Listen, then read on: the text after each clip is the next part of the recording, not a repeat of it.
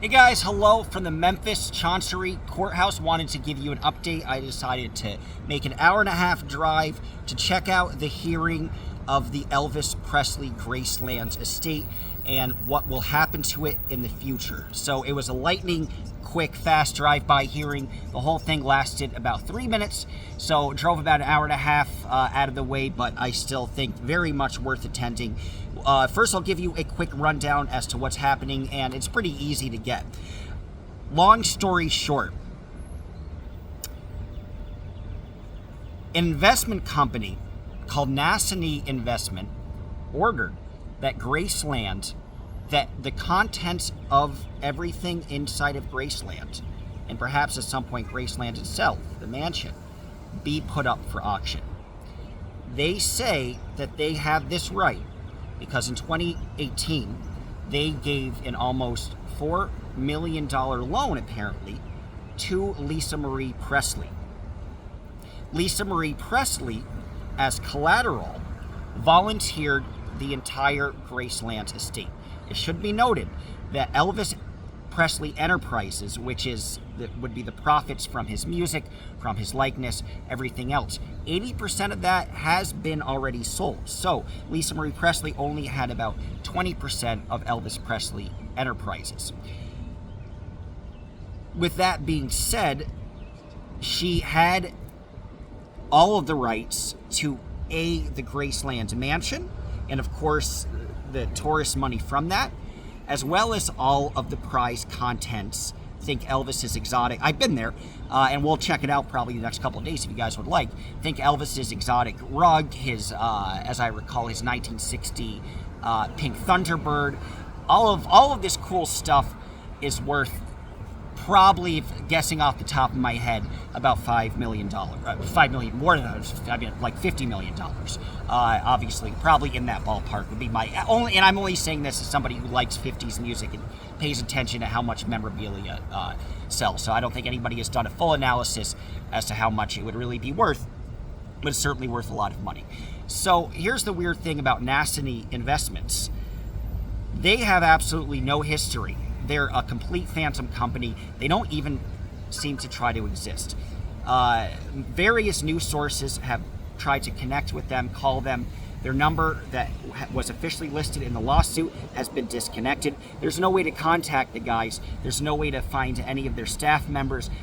There's no website. There isn't anything. So this is a complete shell phantom company. Now, that isn't necessarily illegal to create a company for one specific purpose.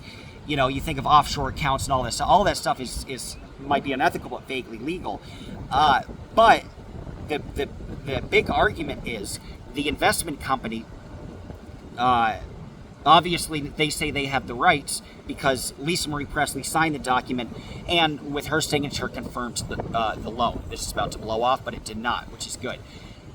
So her signature confirms the loan. Riley Keough says that this signature is a completely fraudulent one and that is complete bullshit. So that's the big argument. And if this organization had any real skin in the game or really felt this is worth fighting for, they would show up in court today.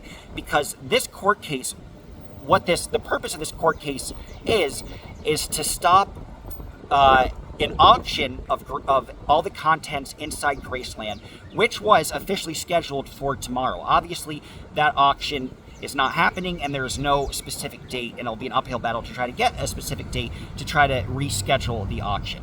So she said this is a complete fraud, and the other company did not show up to try to make their case and say that this was not fraudulent at all. So why would they do this? It looks like the battle is over before it's already started, right? You're going to look bad if you don't show up to these court cases, nor if you do any interviews or try to be transparent or accessible with information in any way.